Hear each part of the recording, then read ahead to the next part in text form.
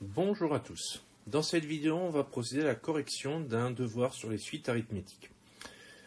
Un devoir qui était un devoir de type CCF, puisqu'il comportait, comme un CCF, une problématique, différents appels et un nombre de questions qui est similaire à celle qu'on pourrait rencontrer dans un CCF. Seule différence avec un CCF, c'est qu'il n'y a pas la fiche de notation qu'il y a dans un CCF. Il n'y a pas non plus d'espace réponse en dessous des questions, puisque là, c'est un devoir, il est à rédiger sur une copie. Il n'y a pas non plus, contrairement à un CCF, de temps fixé à 45 minutes. On est plutôt sur un sujet qui demanderait 50 minutes, 1 heure pour le faire, suivant votre vitesse. Mais en dehors de ça, en termes de difficulté, il est similaire à ce qu'on pourrait demander.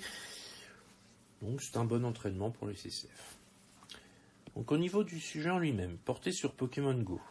Pokémon Go qui est présenté avec les 5 premières lignes pour les personnes qui ne connaissent pas le jeu. Ça ne doit pas vous bloquer, donc tout ce que vous avez à savoir expliquer dans les 5 premières lignes. On a quelques informations mathématiques avec le deuxième paragraphe, une illustration d'un symbole du jeu et l'objectif qui est donné, document 2. On a les documents qui sont ici. Donc le gain de poussière d'étoile, document 1 ici, la recherche de Kyogre, document 2 ici, et un modèle pour le document Excel en document 3, qui sera utile par la suite. Problématique en ne gagnant de la poussière d'étoile qu'avec des baies. Combien faudrait-il donner de baies pour recharger Kyogre? Combien de temps cela prendrait-il? Donc là, on a différentes questions qui vont nous permettre petit à petit, en progressant dans le sujet, de répondre à cette problématique. Le but n'est pas de répondre à la problématique tout de suite. Le but, c'est de faire le sujet pour ensuite arriver jusqu'à répondre à la problématique. Donc, dans la première question, d'après l'indication à droite du document 1, combien gagne-t-on de poussière d'étoile lorsqu'on donne une baie à un Pokémon en arène? Donc, le document 1, l'indication était donnée ici. Le document était relativement clair, il n'y avait pas énormément de choses. On avait bien le symbole poussière d'étoile avec un plus 30, donc on gagnait 30. Il y avait assez peu de doute à avoir, même pour quelqu'un qui ne connaît pas le jeu. Donc en répondant simplement 30, ça suffit. On peut le faire avec une phrase, on gagne 30 poussières d'étoile, ça peu importe. C'était pas forcément demandé, et dans un CCF, on va pas forcément vous demander de rédiger ce genre de questions. Là où la rédaction est importante, c'est vraiment sur les questions finales, les questions de conclusion. Pour les questions intermédiaires, mettez simplement 30, ça suffit. La question 2, déterminer la quantité de poussière d'étoile récoltée avec 2 baies et avec 5 baies. Donc là, 2 petits calculs à faire. Donc avec 2 baies, on va avoir au final 60 poussières d'étoile. Pourquoi 2 fois 30, 60. Et avec 5 baies, ça sera 150. 5 fois 30, 150, tout simplement. À partir de là, déterminer l'expression de la suite UN représentant la quantité de poussière d'étoiles disponible en tout en fonction du nombre de baies données. Donc là, on a le nombre de poussières d'étoiles au début, avant de donner des baies. Donc ça, c'est un point de départ, ça sera donc le terme initial de notre suite. Donc là, en l'occurrence, c'est U0. Ensuite, la raison, on l'a déterminée avant, c'est 30. On rajoute 30 poussières d'étoiles par baie donnée. Et du coup, on peut en déduire l'expression de la suite. Donc 83 130 plus 30n. En utilisant la formule UN est égal à U0 plus N fois R. On remplace U0 et R par les valeurs qu'on connaît. On obtient l'expression UN égale 83 130 plus 30n. Donc là, ici, on avait un appel obligatoire qui, dans un CCF, permettrait de valider le fait que vous partez dans la bonne direction. Pour la deuxième partie, on a une suite VT définie par VT égale 10 plus 10T avec T le nombre de périodes de 25 minutes écoulées. Donc en gros, en fait, à chaque fois qu'il se passe 25 minutes, T augmente de 1. C'est ce qui est expliqué après. C'était la partie un peu technique de ce sujet, et qui n'est pas forcément évidente à comprendre si on lit trop vite. Mais une bonne lecture de ces indications devait normalement vous permettre de réussir. Donc pour la 4, que voter au bout de 3 heures? Alors, on prend 180, on divise par 25, on trouve 7,2. Et donc au final, il y a 7 périodes de 25 minutes qui se sont écoulées. Donc T vaudrait 7.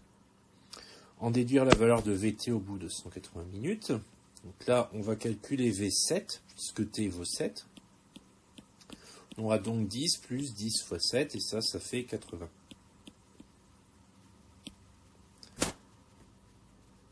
Combien de temps doit-on attendre pour donner n égale 90 baies au Pokémon en arène?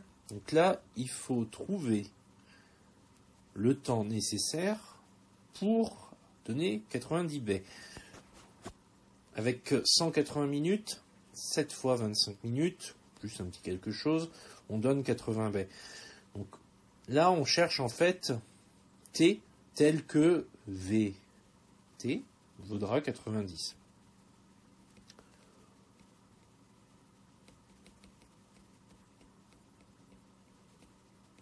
Donc là, tout simplement, on a V7 égale 80, on rajoute 10 à chaque fois, donc ça sera T égale 8.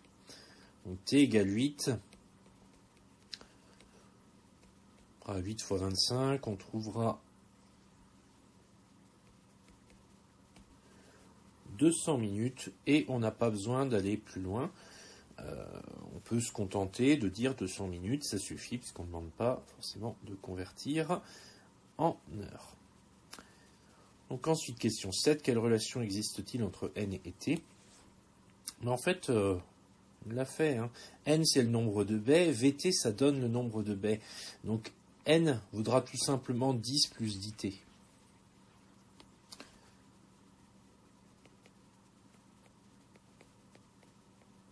Et ça, on le sait si on comprend bien ce qu'on est en train de faire.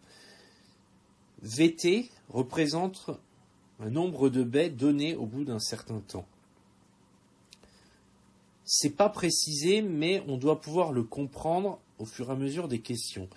Et si on l'a compris, on est capable de dire que comme Vt, ça donne le nombre de baies donné, n, ça sera donc 10 plus 10t. Et on a le lien entre n et t.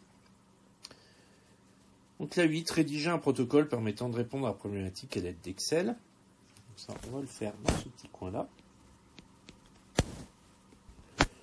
Donc le protocole, tout simplement, on programme la suite UN dans Excel pour calculer le nombre de baies nécessaires et on programme la suite UN pour déterminer le temps correspondant. Ça, c'est un protocole qui pourrait marcher. Donc après, il suffira juste de l'appliquer. On a fini avec les questions écrites. Les questions suivantes, la 9, la 10, la 11, l'appel obligatoire numéro 2, la 12 et la 13 sont des questions qui se font à l'aide d'Excel. Et la 14, ce sera la synthèse de tout ça. Donc on va tout de suite passer sur Excel pour la suite de ce devoir. Donc voilà, on se retrouve sur Excel pour la question 9 qui est de créer une feuille Excel comme celle du document 3. Donc document 3 qu'on avait ici. Donc là simplement on recopie le document tel quel. On remet exactement les valeurs ici, donc le nombre de baies. Là, ça s'arrête à 7 sur le document, mais bien entendu, on continue aussi bas que possible. On tape le nombre de poussières d'étoiles obtenues initiales, la formule ensuite, et le nombre de périodes d'attente nécessaires, le temps d'attente en minutes. Donc, tout ça programmé, et on l'a ici. Bien entendu, une fois tapé, ça fait les calculs, mais on a bien les bonnes formules qui sont entrées. Alors au passage ici, je rappelle pour rentrer toutes les valeurs et avoir une progression de 1 à 1, on tape les deux premières valeurs, 0 et 1. On les sélectionne et après avec l'ascenseur on descend et on a autant de valeurs que l'on veut. Donc que signifie la formule entrée dans la cellule B3? Donc, B3, on regarde, c'est celle-là. B$2 plus A3 fois 30, en fait c'est tout simplement l'expression de la suite UN. Puisque notre B$2 correspond à B2 qui est le terme initial de notre suite, fixé sur la cellule 2. Le fait de mettre le $ ici va bloquer la formule sur B2. C'est-à-dire que quand on va recopier, ça ne changera pas, ce sera toujours B2. Donc on a bien le terme initial qui ne change pas, plus A3 fois 30, donc la valeur de n fois la raison 30. Donc ça c'est la formule de la suite arithmétique, qui est exactement en fait plus ni moins que la formule qu'on avait déterminée au tout début du problème en question 3. Tout simplement là, ça a été appliqué au logiciel. Donc là, on nous dit ensuite, question 11, utiliser la fonction recopier-coller pour recopier les formules sur les cellules en dessous jusqu'à atteindre 150 000 poussières d'étoiles. Donc les formules, c'est-à-dire qu'on va toutes les prendre. Donc dans un premier temps, je recopie comme je viens de faire les deux là, pour pouvoir sélectionner toute la ligne et descendre aussi loin que nécessaire pour arriver aux 150 000 poussières d'étoiles.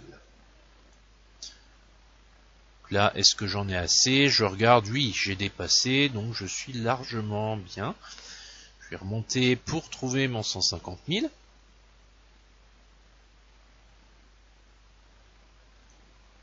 là, il est ici. Donc ça, je peux me permettre de mettre la ligne en couleur pour bien la repérer. Ça permettra plus facilement de répondre aux questions. Donc question 12. Combien faudrait-il de baies pour recharger Kyogre? Donc là, on a le nombre de baies. Donc nombre de baies, 2229 pour atteindre les 150 000 poussières d'étoiles. Combien de temps cela prendrait-il? Bien, le temps, c'est en colonne D, on peut vérifier. Bien, le temps d'attente en minutes.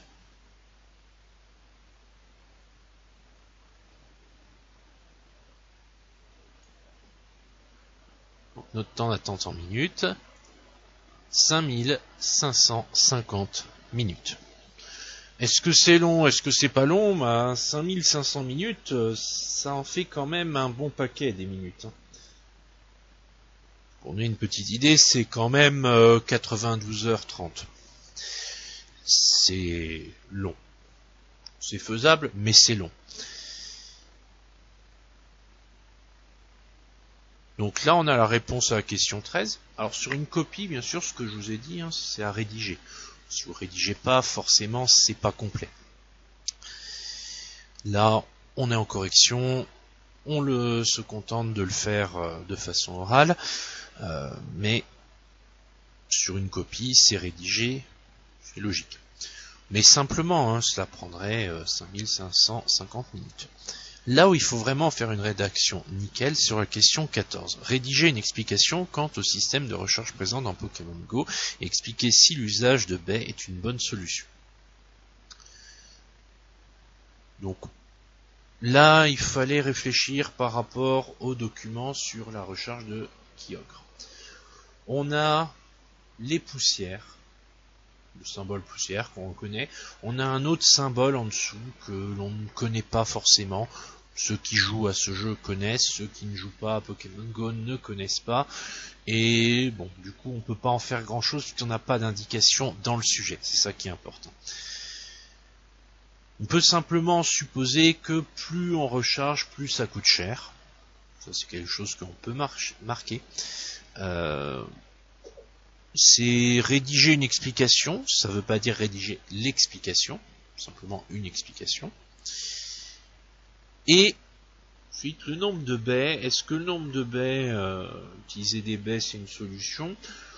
Attendre 92h30, ça fait quand même très très long.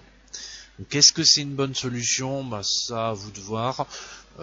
Clairement, celui qui a le temps de patienter plus de 90 heures juste à rebalancer des baies, c'est peut-être quelqu'un de très patient, mais c'est peut-être pas comme ça que le jeu est conçu. Donc, à voir si vous estimez que c'est une bonne solution ou pas. Ce qui compte, c'est la qualité de votre rédaction. Il faut que vous présentiez des arguments, que vous donniez des explications. Dire par exemple que c'est pas une bonne solution parce que c'est un temps trop long, ça marche tout à fait. Dire que c'est une solution qui peut se faire en supposant que vous pouvez faire autre chose pendant le temps d'attente, ça peut marcher aussi. Ce qui compte vraiment, c'est là où j'insiste bien sur la qualité de la rédaction, c'est proposer quelque chose de clair et de bien rédigé. Je ne vous montre pas de rédaction type, puisqu'on est sur une question vraiment très ouverte. Je vous ai donné tous les éléments de réponse possibles. Maintenant, à vous de faire le meilleur choix dans votre rédaction. Ce genre de questions à la fin, généralement en réponse à une problématique, c'est toujours des questions très ouvertes. Qui dit question très ouverte, dit questions sur lesquelles vous avez toute la latitude possible, toute la liberté possible pour répondre comme vous le sentez, comme vous le voulez. À partir du moment où c'est bien rédigé, vous apportez des bons arguments, vous aurez les points. Donc, utilisez cette liberté pour ne pas vous mettre des contraintes, pour ne pas stresser avec ce genre de questions. Répondez vraiment de façon ouverte, c'est-à-dire en donnant tous les éléments que vous avez pu calculer avant. Appuyez-vous sur vos réponses aux questions précédentes et donnez une explication qui vous semble correcte à vous. J'insiste bien là-dessus, il faut qu'elle vous semble correcte à vous, parce que vous devez être capable d'argumenter pour justifier votre réponse. Voilà pour ce DS. Alors DS qui, pour les 3 premières questions, était vraiment de l'application directe des notions sur les suites arithmétiques. Donc ça, les 3 premières questions, ça doit être maîtrisé à fond. Les questions suivantes, 4, 5, 6 et 7, étaient un petit peu plus techniques. La 4 était facile, la 5 aussi. 6 et 7, par contre, il fallait bien comprendre de quoi on parlait, bien être dans le sujet pour y répondre. C'est des questions qui étaient plus dures. Pour la 8, rédaction de protocole, on retombait sur du classique. En termes de sujet de Bac Pro, rédiger des protocoles, c'est quelque chose qui revient souvent. C'est des questions de rédaction. Répondez ce que vous pensez être le mieux. Un protocole sera correct à partir du moment où il est faisable et plausible. C'est ce qu'on vous demande. Et ensuite, c'était de l'application sur Excel qui était extrêmement guidée, puisque avec le document 3, on vous donnait toutes les formules. Donc il n'y avait aucune raison de bloquer là-dessus. Normalement, l'application Excel devait être faite sans problème. Mais vraiment que 2 questions qui pouvaient poser des soucis, mais en dehors de ces 2 questions, tout le reste, c'était extrêmement accessible, extrêmement facile. Donc, si vous n'avez pas réussi, le meilleur conseil que je vous donne, c'est de vous entraîner. Essayez de le refaire en vous aidant de la correction. Donc vous avez vu ce qui était attendu. Vous pouvez le refaire, vous entraîner, parce que c'est vraiment le niveau qu'on attend de vous pour un CCF. Voilà pour ce devoir. Si vous avez des questions sur les suites arithmétiques ou sur ce devoir, n'hésitez pas à les poser. J'y répondrai avec plaisir. Et sinon, je vous dis à très bientôt.